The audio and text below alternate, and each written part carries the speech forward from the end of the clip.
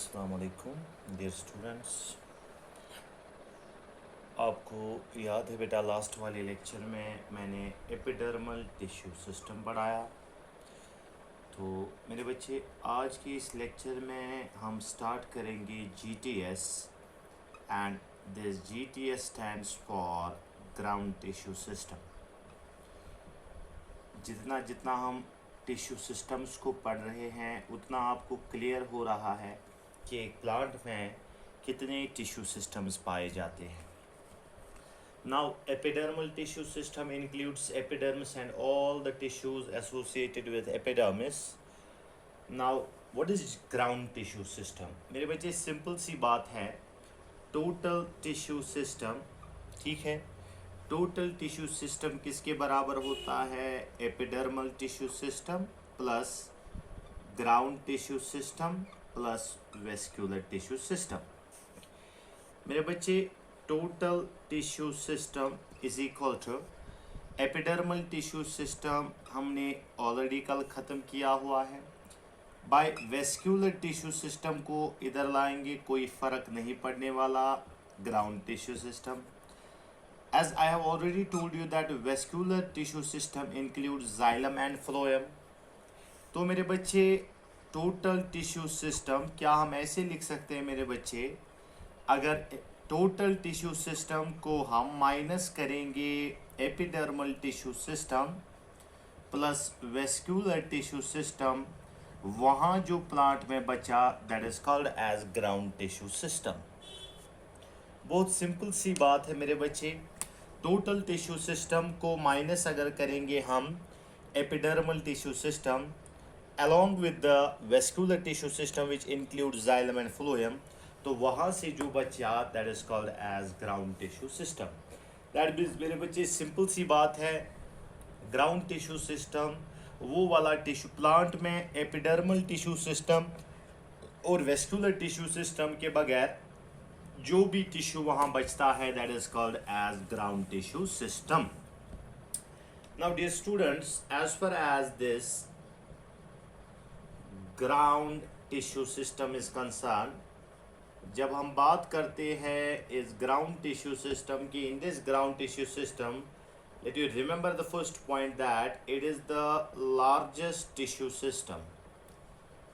Ground tissue system is the largest tissue system in case of plants. This ground tissue system is also called as fundamental tissue system. Fundamental tissue system. Ground tissue system is the largest tissue system. It is also called as fundamental tissue system. Point to be noted, my dear students, very important point. This ground tissue system consists of simple permanent tissues. Simple permanent tissues, like it is made up of parenchyma, it is made up of collenchyma, then it is made up of sclerenchyma. Very important point, dear students. This ground tissue system consists of simple permanent tissues, that is parenchyma, collenchyma and sclerenchyma. तो मेरे बच्चे, ground tissue system को थोड़ा सा बेटा हम और simple बनाएंगे। This ground tissue system is classified into two parts. मेरे बच्चे, ग्राउंड टिश्यू सिस्टम जो है ये दो पार्ट्स में इसको डिवाइड किया गया है। The first part is called as intrastellar ground tissue system, और दूसरा जो है that is called as extracellular ground tissue system। मेरे बच्चे, जब इस ground tissue system की बात करते हैं GTS, it is broadly classified into two categories. One is called as intrastellar ground tissue system and another one is called as extracellular ground tissue system. मेरे बच्चे, intra means inner और extra means outer. As the term itself says that intra means towards inner side, extra means towards outer side. लेकिन इंट्रास्टिलर और एक्स्ट्रास्टिलर का क्या मतलब है मेरे बच्चे? There is a line of demarcation. मैं आपको समझाऊं, एक टर्म यहां से अराइज होती है जिस टर्म का नाम है, my dear students, there is a term, that term is called as stele. ठीक है, आप समझो मेरे बच्चे, ये एक लाइन है, एक डिमार्केटेड लाइन है, और इस लाइन का एक नाम होता है, that is called as endodermis. अभी आपको समझ आएगा। एक लाइन ऑफ डिमार्केशन है, that line of demarcation it is called as endodermis. मेरे बच्चे, आप ये एंडोडर्मिस जो है, इस एंडोडर्मिस के अंदर अगर जीटीएस है तो उसको कहा जाएगा इंट्रास्टिलर जीटीएस, और अगर इस एंडोडर्मिस के बाहर ग्राउंड टिश्यू सिस्टम है तो उसको कहा जाएगा एक्स्ट्रास्टिलर ग्राउंड टिश्यू सिस्टम। सिंपल सी बात है, एनाटॉमिकली एक सेल लेयर एंडोडर्मिस, जिसको मैंने लाइन ऑफ डिमार्केशन कहा, ये एक सेल लेयर होती है। इस सेल लेयर के अंदर अंदर मेरे बच्चे अगर ग्राउंड टिश्यू सिस्टम है तो उसको इंट्रास्टिलर कहा जाता है, और अगर उसके बाहर से ग्राउंड टिश्यू सिस्टम पाया जाता है, that is called as extrastelar ground tissue system. तो मेरे बच्चे, स्टील क्या होता है? बात तो स्टील की आ गई। Now as far as the stele is concern, stele के लिए बेटा एक लाइन वाली डेफिनेशन, ऑल टिश्यूज, मैंने नहीं कहा मेरे बच्चे ground tissue system, all tissues inside endodermis, endodermis के अंदर जो कुछ भी है, all tissues inside endodermis is called steel. मेरे बच्चे, जो भी टिश्यू एंडोडर्मिस के अंदर है उसको स्टील कहा जाता है। और याद रखो मेरे बच्चे, एंडोडर्मिस के अंदर ही प्रेजेंट होता है एक प्लांट का जाइलम और phloem, and I have already told you that xylem और फ्लोएम को मेरे बच्चे क्या कहा जाता है? Vascular tissue system. Some books मेरे बच्चे, कुछ बुक्स ने गलत लिखा है स्टील को, कुछ बुक्स ने लिखा है वेस्क्यूलर टिश्यू सिस्टम। नहीं, जो भी टिश्यू एंडोडर्मिस के अंदर है उसको स्टील कहा जाता है, क्योंकि स्टील में मेजर पार्ट जो जाइलम और फ्लोएम होता है, स्टील का जो मेजर कंपोजिशन होता है, major part, that is xylem and phloem. That is the reason steel is sometimes confused with the vascular tissue system. लेकिन मेरे बच्चे, steel, all tissues inside endodermis, it is collectively called steel. मेरे बच्चे, इसमें क्या आता है? xylem आता है, phloem आता है, pith आता है, it is the innermost part, pith आता है मेरे बच्चे, pericycle आता है, एक और चीज आता है dear students, that is called as medullary rays। एक सिंपल सी बात मैंने कही, all tissues inside endodermis is called steel. Endodermis के अंदर जो कुछ भी है उसको स्टील कहा जाता है। इसमें मेजर पोर्शन जाइलम और फ्लोएम होता है, लेकिन बिसाइड्स दैट इसमें पिथ भी होता है, पेरिसाइकल भी होता है, मेडुलरी रेज भी होता है। लेकिन मेरे बच्चे, जाइलम और फ्लोएम जो है ये वेस्कुलर टिश्यू सिस्टम है, तो बचता है पिथ, pericycle and medullary rays. That means pith, pericycle and medullary rays, it is a part of ground tissue system। कौन सा ground tissue system? स्टील के अंदर, एंडोडर्मिस के अंदर है, we called it as intracellular ground tissue system। इसी को कहा जाता है मेरे बच्चे intracellular ground tissue system। तो आप देखो बेटा, एक चीज आपको क्लियर हो गया, जीटीएस का एक पार्ट जिसको हमने कहा intrastelar ground tissue system, intrastelar ground tissue system अगर हम लिखेंगे तो मेरे बच्चे, आई होप कि आपको इतना तो पता है, इंट्रास्टिलर ग्राउंड टिश्यू सिस्टम में आता है, वन इज कॉल्ड पेरिसाइकल, इसके बाद मेरे बच्चे पिथ, इसके बाद मेडुलरी रेज। आप वेस्कुलर जाइलम और फ्लोएम नहीं लिख सकते इधर, because we are here discussing ground tissue system. अब इसके बाद मेरे बच्चे, एक्स्ट्रास्टिलर, एक्स्ट्रास्टिलर में क्या आएगा अभी तो आपको नहीं पता है। एक्स्ट्रास्टिलर में क्या आएगा? एक्स्ट्रास्टिलर में आएगा हाइपोडर्मिस, हाइपोडर्मिस, उसके बाद आएगा मेरे बच्चे जनरल कॉर्टेक्स, उसके बाद आएगा एंडोडर्मिस, हाइपोडर्मिस, जनरल कॉर्टेक्स और लास्ट में आएगा मेरे बच्चे endodermis. So this one is extracellular ground tissue और ये वाला जो है it is intracellular ground tissue. I hope थोड़ा सा आपको समझ आया बेटा ग्राउंड टिश्यू सिस्टम क्या होता है।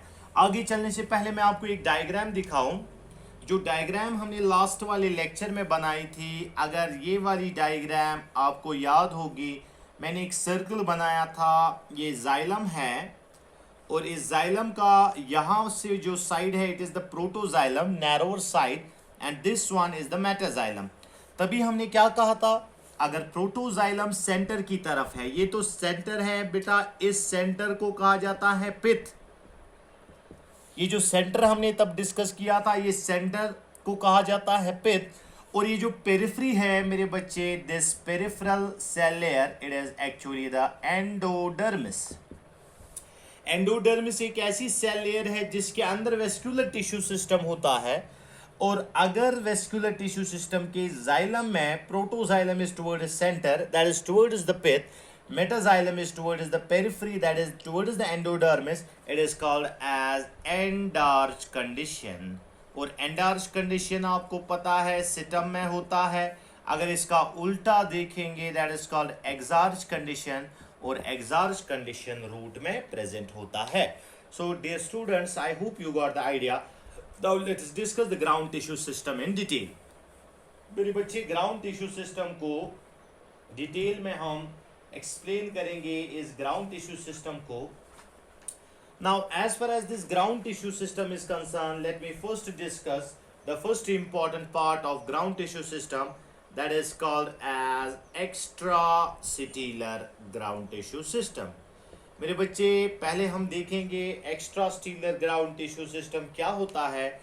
As you know that the ground tissue system GTS, which is present outside endodermis, the part of ground tissue system which is present outside endodermis, it is called as extrastellar। Now extrastellar ground tissue system का पहला part हम discuss करने जा रहे हैं। The first part of ground tissue system, it is called as hypodermis। hypodermis मेरे बच्चे simple सी बात है, इसको कॉम्प्लेक्स बनाने की जरूरत नहीं है। Hypo means below, hypo means below, dermis मतलब epidermis. That simply means that the cell layers which are present just below the epidermis, it is collectively called as hypodermis. मैं सीधे बनाऊंगा बेटा, हम एपिडर्मिस जो है ब्लैक कलर से बनाएंगे। For example this is epidermal tissue system. अब इस एपिडर्मल टिश्यू सिस्टम के बाहर अगर क्यूटिकल है, क्यूटिकल अगर है तो आप सीधे बताओगे सर ये वाला रूट का एपिडर्मिस नहीं हो सकता है। उसके बाद ये सिटम या लीफ का हो सकता है। उसके बाद अगर मैंने इसमें ट्राइकोम बनाया, दैट इज सिटम हेयर, तो आप बताओगे सर ये एपिडर्मिस किसका है, ये एपिडर्मिस सिटम का है, क्योंकि इस पे मल्टीसेल्यूलर सिटम हेयर्स। नाउ एपिडर्मिस तो हमने ऑलरेडी खत्म किया हुआ है। हाइपोडर्मिस क्या है? Now I will draw with the blue pen. 1 to 2 cell layers which are present just below the epidermis। मेरे बच्चे एपिडर्मिस के नीचे 2-3 cell layers, immediate cell layers which are present below epidermis, they are called as hypodermis। ध्यान से सुनना मेरे बच्चे, hypodermis क्या है? 1 to 2 tightly packed cell layers which are present below epidermis, it is called as hypodermis। Point number 1, 1 or 2 cell layers, 1 or 2 cell layers tightly packed, तभी जाके इसको कहा जाता है hypodermis. Tightly packed below epidermis, it is called as hypodermis. ठीक है मेरे बच्चे, तो हाइपोडर्मिस आपको समझ आया। Now as far as this hypodermis is concern, Now let me draw some important points regarding hypodermis. Entrance point है बेटा. हाइपोडर्मिस अगर देखा जाएगा in case of dicot system, already हम बता चुके हैं ये डाइकॉट सिस्टम में hypodermis is made up of collenchymatous cells. Now you know what is collenchymatous. Thickenings are present at the corners. लेकिन अगर हम एक मोनोकॉट सिस्टम की बात करेंगे, in case of monocot system, this hypodermis is made up of scleran chimatous cells. This hypodermis in monocot system is made up of scleran chimatous cells. Very very important point regarding this hypodermis. इसके बाद मेरे बच्चे, when it is dicot system it is colon chimatous, monocot system it is scleran chimatous. हाँ, एक और entrance point जो है मेरे बच्चे कि कोलन काइमा ना सॉरी हाइपोडर्मिस जो होता है it is absent in case of roots. It is absent in case of roots. Root में एब्सेंट होता है मेरे बच्चे. There is a reason for that. मैं आपको बताऊं कि हाइपोडर्मिस की जो सेल्स होती है दे आर टाइटली पैक्ड. जब फॉर एग्जांपल ये रूट हेयर है यहाँ पे, let's suppose that it is a root hair. जब रूट हेयर से वाटर एब्जॉर्ब हो जाएगा, लेटर ऑन इसको इस हाइपोडर्मिस से ट्रैवल करना है. When the hypodermis is made up of tightly packed cells, so it will provide greater resistance to the movement of water. So that is the reason hypodermis is absent in case of roots. अगर water की movement में hindrance है तो plant में wilting आ जाएगी. That is the reason hypodermis is absent in case of roots. तो मेरे बच्चे हाइपोडर्मिस हमने खत्म किया. एक्स्ट्रास्टीलर ग्राउंड टिश्यू का एक पार्ट हमने खत्म किया, that is called as hypodermis. Hypodermis के बाद एक और सेल लेयर से बेटा, that is called as general cortex. Hypodermis is followed by several cell layers, they are called as general cortex. मेरे बच्चे यहां हम लिखेंगे हाइपोडर्मिस. इसके बाद ये जो है इसको हम नाम लिखेंगे एपिडर्मिस. अब जाके हम बात करेंगे जनरल कॉर्टेक्स की. जनरल कॉर्टेक्स क्या है? General cortex is few to several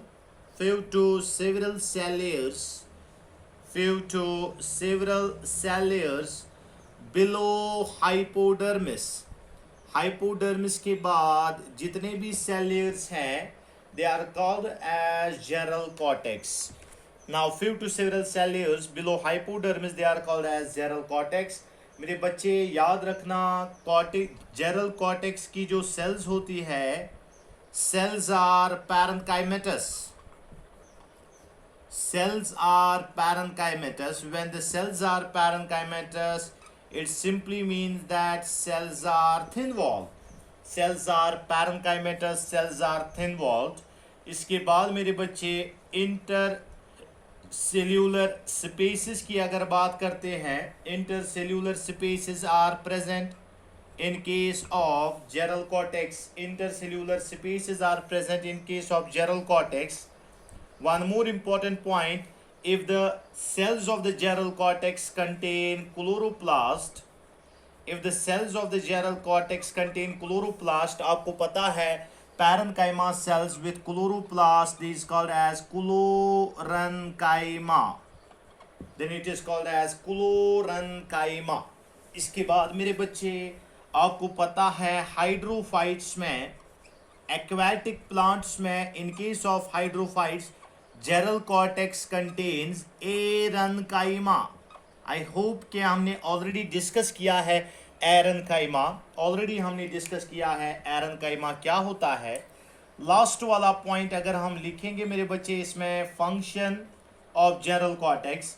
When it is made up of parenchyma cells, it is simply involved in the storage. So these are the characteristics of general cortex. General cortex जो है hypodermis के बाद कुछ several cell layers होगी. These are called as general cortex. उसके बाद cells of the general cortex are thin walled and parenchymatous. Intercellular spaces are present. if the cells of the parenchyma contain chloroplast, they are called as chlorenchyma. In hydrophytes, there is parenchyma, which is involved in providing buoyancy, and the function is storage of food. तो मेरे बच्चे यहाँ हम बनाएंगे a region of several layers of cells, a region of several layers of cells in which intercellular spaces are present. The cells with the intercellular spaces, it is called as gerral cortex. मेरे बच्चे, hypodermis is followed by gerral cortex. I hope you can differentiate between the hypodermis and gerral cortex. यहाँ मैं gerral cortex को बेटा remove करूँ, इसके बाद gerral cortex जो है, here I'll make the gerral cortex intercellular with intercellular spaces. Gerral cortex के बाद एक और चीज है बेटा, it is called as endodermis. Now very important बेटा, endodermis जो है, it is a very important cell layer. क्यों? Endodermis क्या है? Endodermis में पहला point, the innermost cell layer of cortex, innermost cell layer of cortex is called as endodermis. Endodermis जो है, it is actually the innermost cell layer of cortex. Cells जो है, they are barrel shaped and tightly packed. Cells of the endodermis are barrel shaped and tightly packed.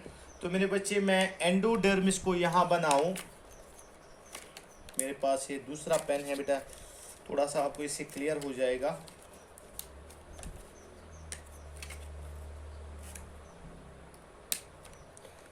खोलना मुश्किल है, blue से ही बनाएंगे.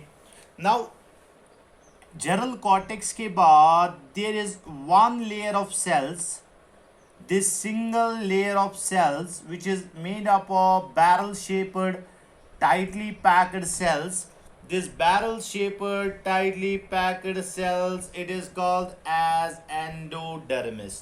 तो मेरे बच्चे, एंडोडर्मिस क्या है? ये तो आधा हम बनाते हैं, एंडोडर्मिस में पूरा बनाऊंगा. Endodermis is the innermost cell layer of cortex which is made up of tightly packed cells.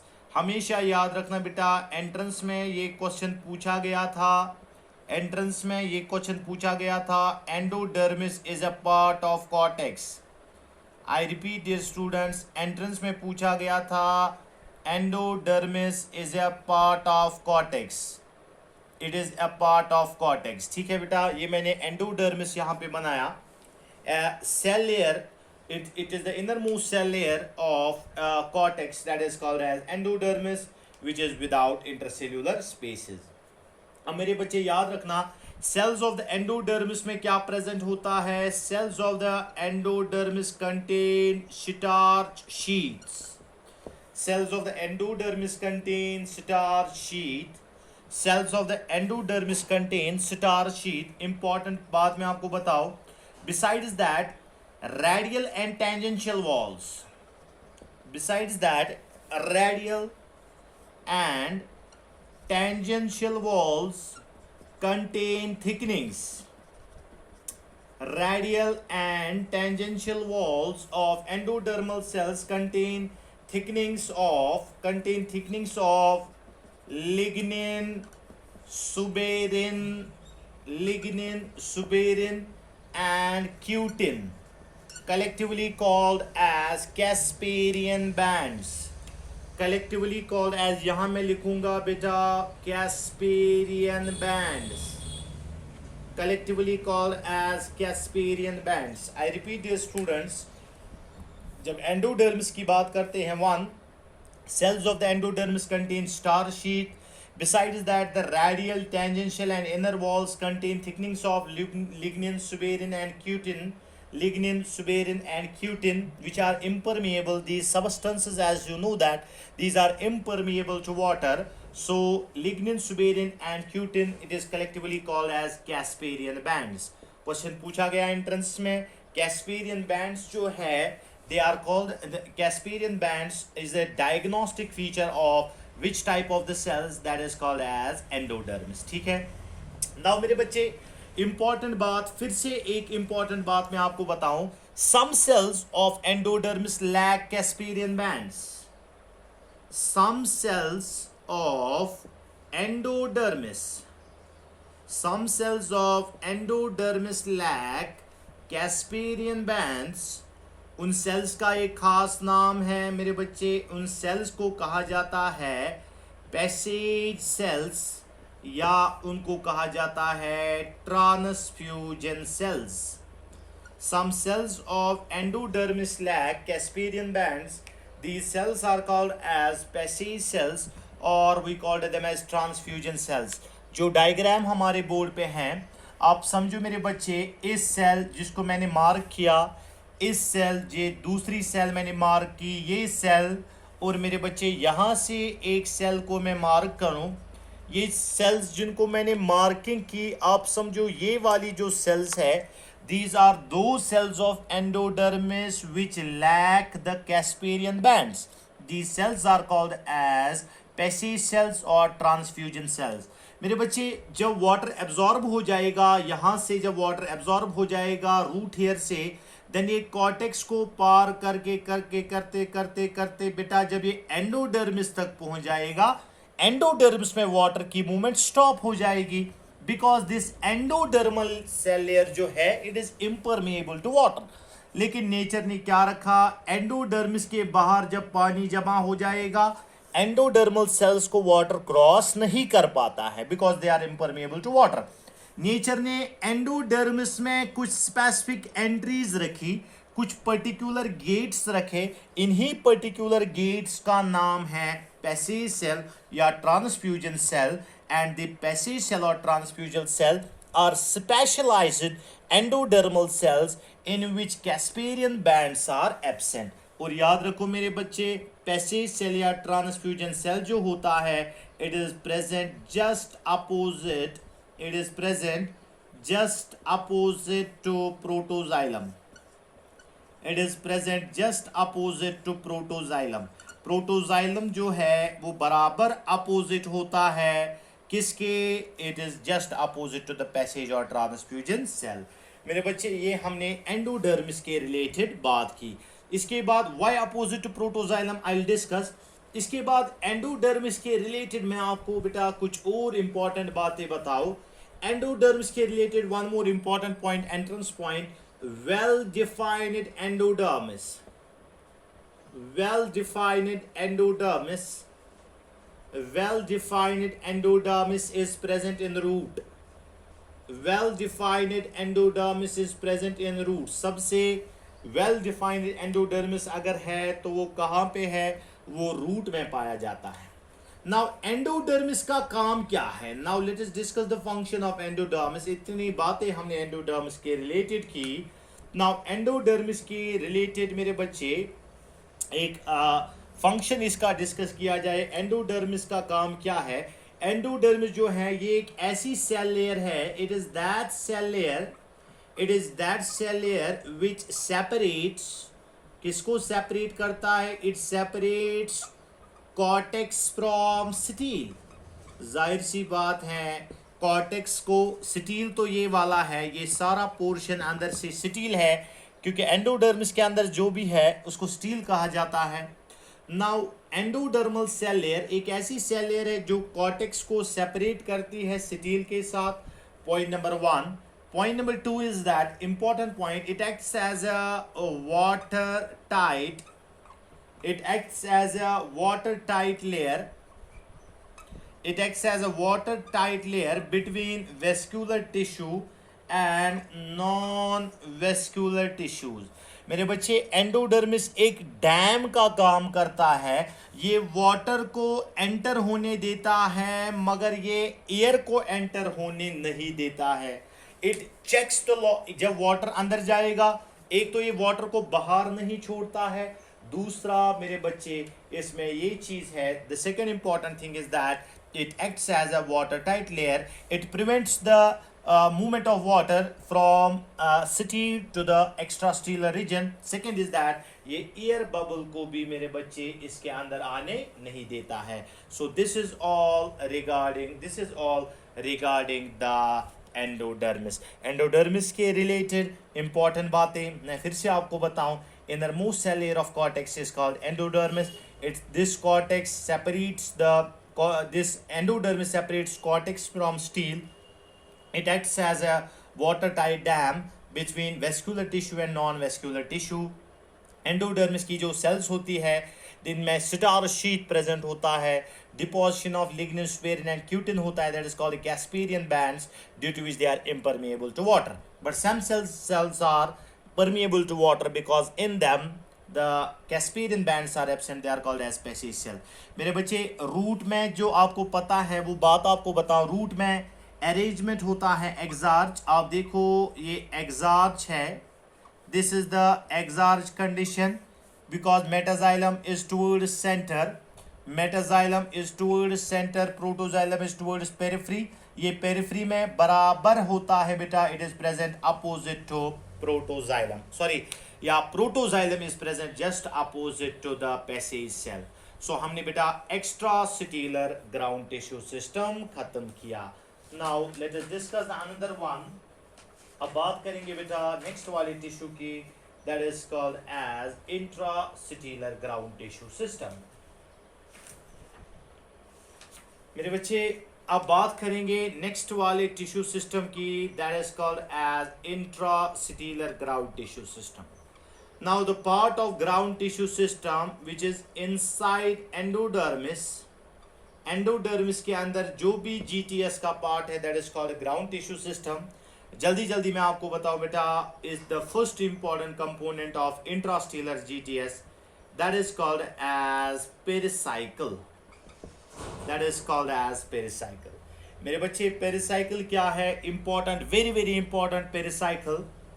Pericycle क्या है, it is a cell layer which is single और multilayered cells, and single or multi-layered cells inside endodermis, single or multi-layered cells inside endodermis, it is called pericycle. That means यहाँ endodermis के बाद black से मैं जो बना रहा हूँ, now the cell layer, one or two cell layers which are present inside endodermis, it is collectively called as pericycle. मेरे बच्चे पेरिसाइकिल क्या है, सिंगल और multi cellular which is present inside endodermis, it is called as pericycle.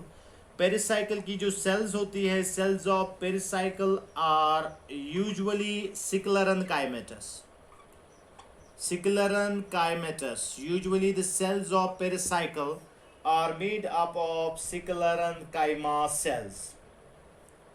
Now usually pericycle is made up of Sicular-Chyma cells. Important बात, very important, Smilex एक plant है. Smilex के root की अगर हम बात करेंगे, this pericycle, in Smilex root, pericycle is multi-layered Sicular-Chymatous, multi-layered but Sicular-Chymatous. In case of Smilex, the pericycle is multi-layered and Sicular-Chymatous. उसके बाद मेरे बच्चे सनफ्लावर की बात करते हैं. सनफ्लावर के स्टम की अगर हम बात करेंगे, in case of sunflower stem, important, very very important entrance point, heterogeneous pericycle. In case of sunflower stem, heterogeneous pericycle is present. Heterogeneous का मतलब है बेटा, it is made up of parenchyma as well as Sicular-Chyma. It is made up of parenchyma as well as Sicular-Chyma. It is made up of parenchyma as well as Sicular-Chyma. मेरे बच्चे अगर parenchymatous है तो इसका function है storage, अगर सिकुलर-Chymatous है तो इसका फंक्शन है मैकेनिकल स्ट्रेंथ. अगर पैरेनकाइमेटस है इसका फंक्शन है स्टोरेज, अगर Sicular-Chymatous है तो इसका फंक्शन है मैकेनिकल स्ट्रेंथ. मेरे बच्चे यहाँ सबसे इम्पॉर्टेंट पॉइंट, पेरिसाइकिल का एंजियोस्पर्म्स में, in case of flowering plants this pericycle is involved in lateral root formation. This pericycle is involved in lateral root formation. एक बात मैं आपको बताऊं जो कि मॉर्फोलॉजी में मैंने बताई थी, लेटरल रूट्स का जो ऑरिजिन है, अक्सर स्ट्रेट अवे क्वेश्चन पूछा जाता है, lateral roots arise from pericycle. याद रखो मेरे बच्चे, जब हम बेटा सिटम या रूट में ब्रांच की बात करते हैं, in case of roots the lateral branches are endogenous in origin, while in situm the branches are exogenous in origin. बेटा ये मॉर्फोलॉजी में हमने ये पॉइंट लिखा है मगर एक्सप्लेन नहीं किया है. रूट्स में branch are endogenous in origin, stem में ब्रांच जो है they are exogenous in origin. What does that mean? That simply means that if the branch arise inside from inside stele या एंडोडर्मिस से अंदर से अगर ब्रांच निकलेंगे, that is called endogenous in origin. जैसा कि पेरिसाइकिल से लेटरल रूट निकलता है, that is endogenous branch. सिटम में ब्रांच जो है they are exogenous in origin, that is a branch का जो origin है वो एंडोडर्मिस के बाहर है, that is in the extracellular region. So this is all we have finished with the pericycle. इसके बाद मेरे बच्चे लास्ट वाला जो है that is called as pith. पिथ तो ये है सेंट्रल इनर मोस्ट पोर्शन या सेंट्रल पोर्शन या इनर मोस्ट और central portion of plant. It is called as pith. सबसे इनर मोस्ट लेयर जो है वो पिथ होता है. लेकिन ये पिथ की बात करेंगे, याद रखो मेरे बच्चे, पिथ जो होता है ये एब्सेंट होता है मोनोकॉट के सिस्टम में. पिथ जो है एब्सेंट होता है मोनोकॉट के सिस्टम में. एंट्रेंस पॉइंट है मेरे बच्चे. क्यों एब्सेंट होता है? बिकॉज हम उनकी एनाटॉमी देखेंगे उससे खुद समझ आएगा. रिड्यूस्ड अगर देखेंगे, रिड्यूस्ड होता है डाइकॉट के रूट में. वेल डेवलप्ड अगर देखेंगे मेरे बच्चे, well developed pith is present in dicot system and monocot root. Dicot system और मोनोकॉट रूट की अगर हम बात करेंगे, in these two cases well developed pith is present. Absent होता है मोनोकॉट सिस्टम में और रिड्यूस्ड होता है डाइकॉट के रूट में. याद रखो मेरे बच्चे, पिथ की जो सेल्स होती है they are parenchymatous and their function is storage. So ये बात आ गई मेरे बच्चे पिथ के रिलेटेड. इसके बाद last but not the least, जिनको कहा जाता है मेडुलरी रेज. मेरे बच्चे मेडुलरी रेज क्या है मैं आपको सिंपल सी लैंग्वेज में समझाऊं. ये पिथ है from the periphery of pith in between the vascular bundles. ये जो लाइंस बेटा मैंने ब्लू कलर की बनाई, from the periphery of pith between vascular bundles. Periphery of pith से पेरिसाइकिल तक सेल्स निकलती हैं, radially arranged cells. These radially arranged cells are called as medullary rays. मेरे बच्चे मेडुलरी रेज क्या है? These are cells which radiate from the periphery of pith up to the pericycle. They are called as medullary rays and their function is radial translocation. Radial translocation का मतलब है food को या किसी भी substance को रेडियली ट्रांसलोकेट करना. It is called as radial translocation. I hope you got the medullary rays. Pith का बेटा दूसरा नाम आप याद रखना मेड्यूला. पिथ को दूसरा नाम जो है the second name of pith is medulla. This is all regarding the ground tissue system. जो सबसे इंपॉर्टेंट था इसमें that is ground tissue system. मेरे बच्चे आज का लेक्चर स्टॉप करने से पहले मैं आपको बताऊं, अगर ये रूट हेयर है, मैंने यहाँ क्यूटिकल खत्म किया, फॉर एग्जाम्पल ये रूट हेयर है. जब रूट हेयर से वाटर एब्जॉर्ब हो जाएगा, ध्यान से सुनना बेटा, जब रूट हेयर से वाटर एब्जॉर्ब हो जाएगा इसके बाद इस वाटर को ट्रैवल करना है एपिडर्मिस से, उसके बाद कॉर्टेक्स से, इसके बाद एंडोडर्मिस में पैसेज सेल से क्रॉस करेगा, पैसेज सेल के बाद पेरिसाइकिल को क्रॉस करेगा, अल्टीमेटली ये रूट के प्रोटोजाइलम में एंटर हो जाएगा। मेरे बच्चे, this movement of water it is called as radial movement of water. मेरे बच्चे, आगे मुझे पढ़ाना है, यहां मैंने कंप्लीट करके रखा। रेडियल मूवमेंट ऑफ वाटर क्या होता है? It is the movement of water, कहां से? पहले रूट हेयर, इसके बाद एपिडर्मल सेल, इसके बाद कॉर्टेक्स मेरे बच्चे, कॉर्टेक्स के बाद एंडोडर्मिस में पैसेज सेल, पैसेज सेल के बाद एंटर हो जाएगा पेरिसाइकिल, और पेरिसाइकिल के बाद ये एंटर हो जाएगा प्रोटोजाइलम में। This radial movement of water, this radial movement of water it is called as this movement of water from epidermis up to the protoxylem, it is called as radial movement of water. My dear students, with this we have finished it with the ground tissue system. I hope कि आपको समझ आया. In the next lecture we will discuss the vascular tissue system.